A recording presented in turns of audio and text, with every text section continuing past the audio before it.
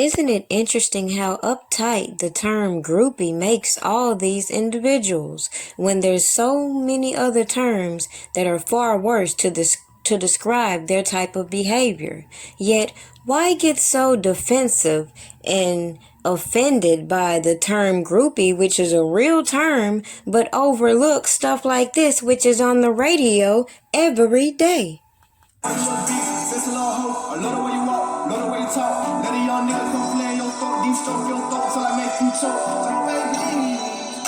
So holla. I'm supposed to keep entertaining this notion that Robert Kelly is such a predator, we need to mute his music, but we're gonna just ignore all this other demonic and satanic stuff we hear on the airways. All this behavior we see promoted and all these reality shows that glorify this type of behavior. Then we're gonna watch these women get on these platforms and say, me too? Choice, and that's why I walked away. I did not move in with him. I did not live with him. I did not take any money from him. There's a choice you have. And I want people to know that it's all a process. And I don't even like the word victim because I don't feel like I'm a victim. I'm a young woman, and let's be clear, I made a choice to be involved with that person. Do I feel like everything he did was right? Hell no.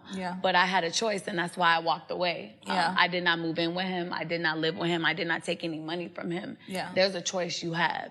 And I want people to know that it's all a process. Well, ain't that some stuff? Jane Doe number 6, just like many others, went along with these individuals' convincing stories, and she found out the hard way that soon as you don't go along with their plan, they're gonna ostracize you. And that goes on both ends, both the people that were making the accusations against Robert Kelly and these opportunistic ass people still trying to cut these deals. But let's just take a little stroll back through memory lane as we recap on the things she said in the past compared to what she just said. Make sure you like this video, share it, subscribe. I did not come to play with you hoes. I came to slay, bitch. A woman is suing singer-songwriter R. Kelly for allegedly failing to disclose a sexually transmitted disease. She also accuses him of sexual battery. Kelly is one of the most successful R&B singers of all time. His multiple chart-topping hits include Bump and Grind and I Believe I Can Fly. And he's no stranger to controversy. After a series of sexual misconduct allegations by former girlfriends, several music streaming services, including Spotify and Apple, removed Kelly's songs from their featured playlists. A growing protest movement online is called Mute R. Kelly. Jerika Duncan spoke to the 20-year-old who is suing Kelly. Jerika, good morning. Good morning. You know, this woman, Faith Rogers, says that she was in a relationship with R. Kelly when she was 19 for nearly a year before leaving. During that time, she says Kelly instructed her to call him daddy and would lock her up for hours at a time. Rogers says he even introduced her to one of the 5 women Kelly allegedly said he was raising. He was like, here's my number, take it. Text me a picture of you so I know it's you with your name. 20-year-old Faith Rogers says in March of last year, she met R. Kelly in San Antonio at a party after his concert. He was older than me, and that was a red flag, you know. Did you look at him as a 50-year-old man at the time? Not at all. Even being around him, he doesn't act his age. And you feel like I'm chilling with somebody I went to high school with. See, that's that double talking that infuriated me as I did my research in the last 2 years, listening to all these accusers replay what happened, and then listen to these prosecutors, these journalists, reword what they're saying to make it sound so much more harsh. Like even the fact that saying he locked you in rooms when we know that is a lie. So let's address this herpes claim, because a good friend of Jane Doe number 6 exposed the fact that she already had that, despite coming on public platforms claiming to be a virgin and this and that. But let's expose why I felt like that was bullcrap when she said it in the first place. Was filed by her wonderful attorney Lydia Agu that he knew that he had herpes. This is R. Kelly. Yes, and that he gave that to her when he did not disclose to her that he had it, that he knew that he had it. And that is something that is very dangerous. And that is why it's important to know that it is a violation of public health law in New York to have a sexually transmitted disease and not tell your sexual partner that you have it.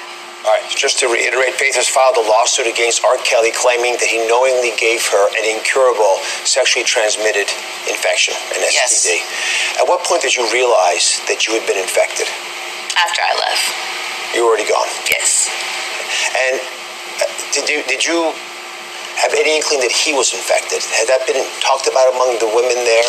Had he ever intuited that? No. And I now represent another young woman who alleges that she was underage when Mr. Kelly involved himself in sexual intercourse with her, and that he gave her herpes. This is prior to his ever being involved with Faith. So that's one of the reasons that in the lawsuit it is alleged that he knew that he had herpes because some years earlier he had given it to someone else. And she had told him that she'd gotten the illness, I gather. That's how he would know? Well, whether or not she told him, she alleges that he would have known, Faith alleges he would have known if, in fact, he had it and gave it to someone else. So, you know, this is going to be a very interesting and important part of the lawsuit. Many people don't know. They have legal rights against someone who gives them a sexually transmitted disease, herpes or anyone else, if that person knew or should have known that they had that disease and failed to disclose it.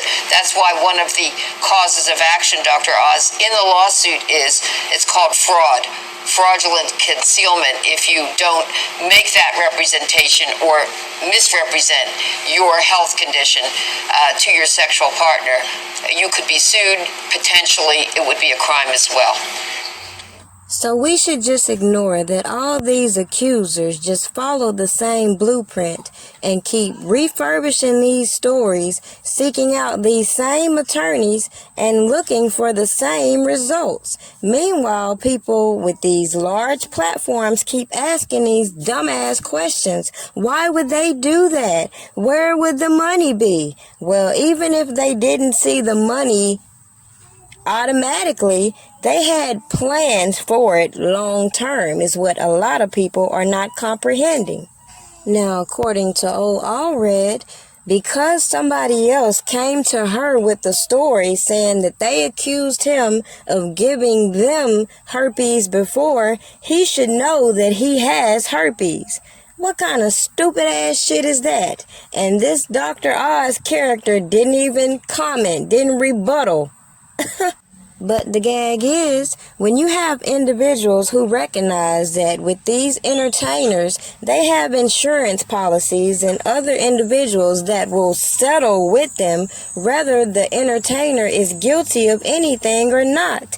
And let's not talk about when that person in control is doing a lot of fraudulent things off the top. More motivation, just putting it out there. So let's just pause right there. Let's just apply some common sense. Now, majority of these artists, they ain't got no health insurance, but they got all these other little insurance agencies that secure them for liabilities. So at what point when you hear all these allegations do you think these corporations will protect their liability? Or on that note, how many times are you going to keep making these settlements when you have a liability? Oh, let me guess. That's why some people justify trying to mute his legacy and do all this to financially cripple him instead of recognizing one thing. If you believe all these narratives being put out there, then there's a bigger picture you're missing, and putting all this attention on Robert Kelly ain't it. But let's address this herpes claim, as we had a new witness testify on his opinion. Now, I've demonstrated and made it blatantly clear that I believe that this cease and desist that Gloria Allred mentions as intimidation was not sent by Robert Kelly. And in fact, so many people gave the individual responsible the platform to boast about it. But when I came on the scene, I specifically told you that this type of behavior that we see those type of individuals doing are the type of things that were fueling this fire and would piss an angry and volatile woman off. So if I put myself in that position and think if a man did that to me, I believed a man said he was going to do this if I did that, then I would definitely put on my big girl panties and do exactly what I need to do. So when I relayed that message to you all and people keep trying to say that Robert Kelly approved these actions, I knew these people were batshit crazy. But let's talk about what the doctor said, because clearly he said on the stand that a herpes test was negative. However, he had been prescribing medicine for such and such years. So my thing is real simple. This man has been incarcerated for such a long time.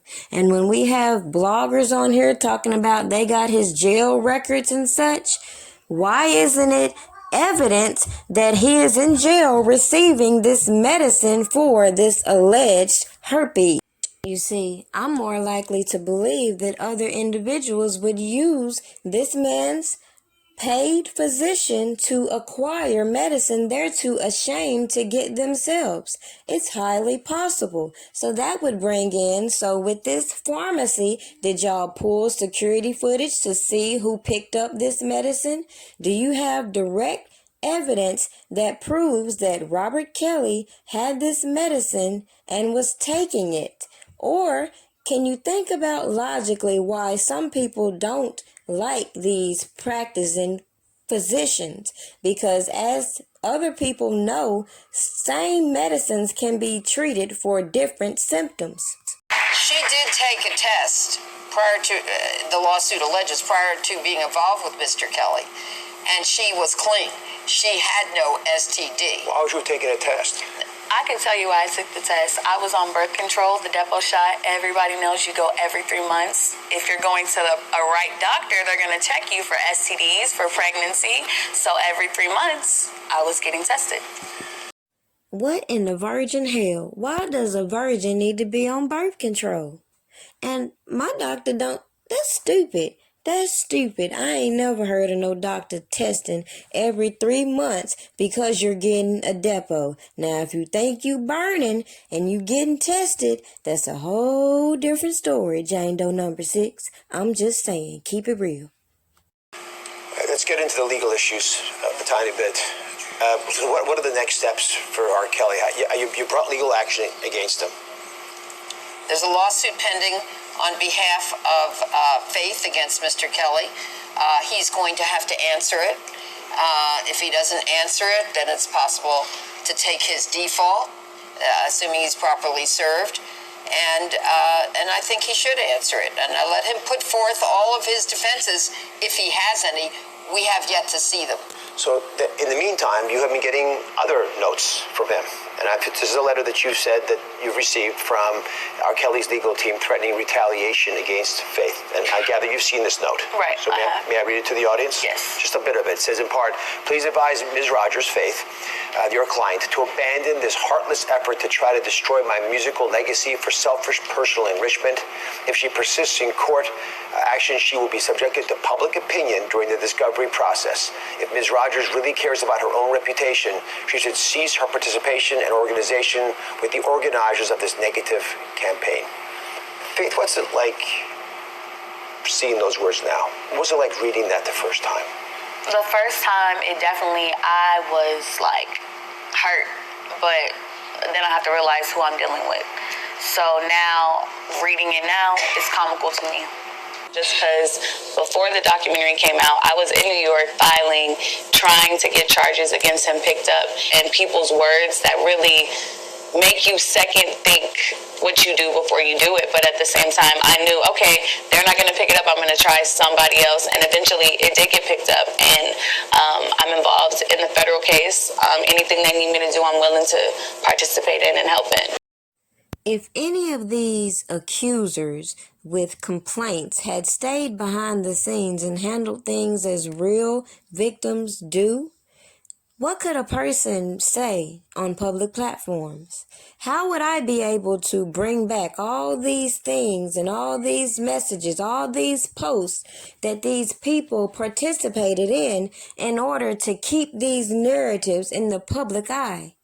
And then when I show you how these stunts are trickling over to regular people who aren't celebrities, I don't understand why people can say, well, we're victim shaming, we're victim blaming, when at the end of the day, the fact remains, no victim should be put on public platforms to aid in narratives. Now, when you see that all the old throwback groupies started to get in their feelings because of the allegations that some of these girls had, it was clear that they're not on the same page. So how can they come out with all these allegations expecting us to publicly condemn this man and deny him his due rights and a fair trial? Take this Jasmine Elan chick. When she first came out with her story, it was so convincing and the video was absolutely crazy. Yet if you are naive to think that women who are scorned or who have other agendas and motives won't conspire and pick easy targets to facilitate whatever it is they want, whether it's to live a sugar baby lifestyle or not, the point remains that when women, as she stated, did whatever was asked of her, and then decided to leave that situation, you cannot classify this woman as a victim nor use her story to facilitate a narrative that this man is a predator when it makes no damn sense. So it seems like you come across as very strong and confident. What was your decision when you decided to start dating R. Kelly? When I met R. Kelly, I was 19. I was fresh out of a relationship that wasn't any better. I had been dating this person before I graduated and after. So that relationship, that was really, I felt like when I met R. Kelly, I kind of was in the mode of recovery. So I just wanted to feel important. I wanted to feel like I mattered to somebody. My first relationship, this person had ran me over with their car, broke my foot. I had been stabbed behind this individual. So it was like, I really was not in a place where I shouldn't have been dating anybody. And I felt like that was an opportunity that I was weak and vulnerable, and he saw that. We had plenty conversations about previous traumas and things like that. So it kind of was like almost like, you know, a broken spirit needs to even more broken spirit. And when I met him, that wasn't a planned thing. I met him at a concert with my older sister. Had no intentions of going backstage or even being as close as we were, but it was one of those things that just happened, and I had no idea, you know, that one night would lead to all this. Now clearly, we will never be able to unsee all the nigga shit we have seen over the last few years, especially when it comes to these accusers, how some of them became jealous of the next, how some of the individuals who trickled all this into play have run to these platforms on YouTube to try to cover up their involvement. But at the end of the day, as I said from the beginning, if these people had just did what they were supposed to do, filed their complaints, all these witnesses had stayed off public platforms, they could have went into court, gave their testimony, and it would have been a done deal. But instead, each and every one of these individuals just showed us how corrupt this system is. And it's not about justice. I don't give a damn what you want to say, whether you stand with victims or not. This specific case is not about victims. It's not about those girls. And if you don't wake up and recognize that the major plan is going to be this forfeiture of assets, this billion-dollar catalog, in the midst of all these people doing these versus battles, promoting this music that they don't even own, I just can't even deal with the hypocrisy amongst the black community.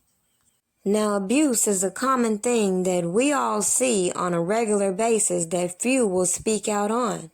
Think about all those little girls who came from abusive homes, all those little boys that came from abusive homes and felt that was normal.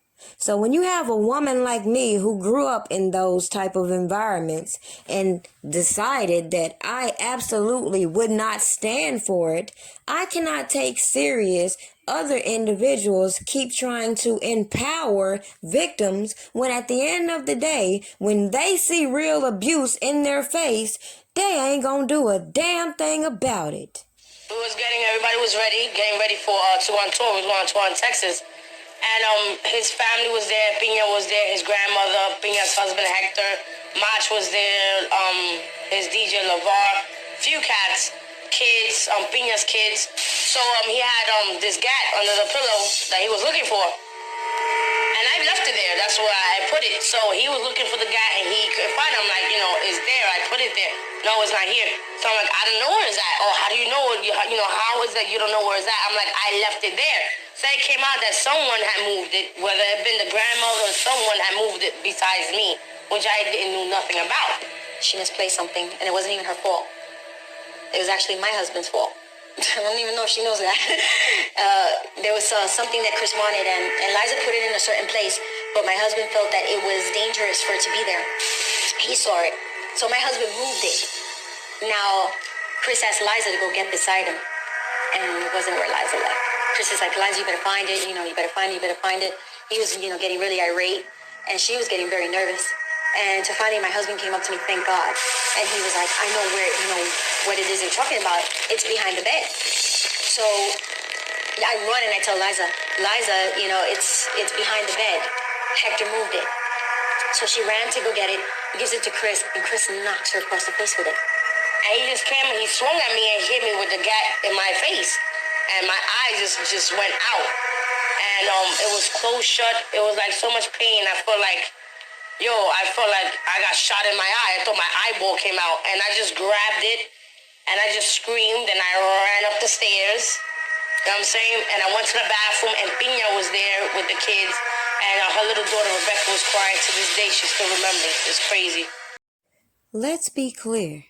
Just because we recognize that there are different breeds of women and men, that there are groupies, there are women, there are kings, queens, etc., doesn't mean that we're taking away from abuse in general. But when you have women tell their stories and you clearly hear them say they went along with things and they willingly left, can you really deem them a victim? When it comes to this STD claim, let's think about all these cases we've heard before and how technically all this girl could have done was sue this man if she felt like he exposed her really. But what happened is they used her to go along with all these other individuals who are not credible to try to make all of them together look credible when actuality, all they did was make all of them look stupid. Lord, please forgive me how I'm living. I was born to drive